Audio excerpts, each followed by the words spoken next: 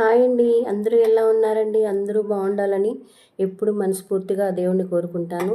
ఈరోజు మీ ముందుకు ఎందుకు వచ్చానంటే ఒక విషయం చెప్పాలని వచ్చానండి. చాలా రోజులుగా అనుకుంటున్నాను, టైం కుదరక చెప్పట్లేదు. ఈరోజు ఎందుకో చెప్పాలనిపించింది.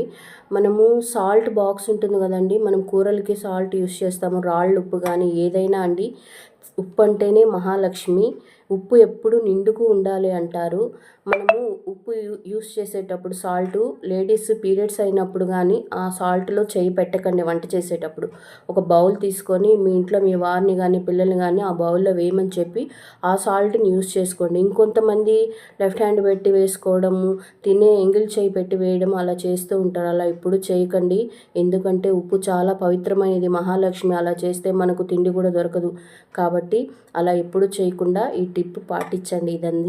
ఇదంతా మీకు నచ్చిందని అనుకుంటున్నాను. ఓకేనా? బాయ్.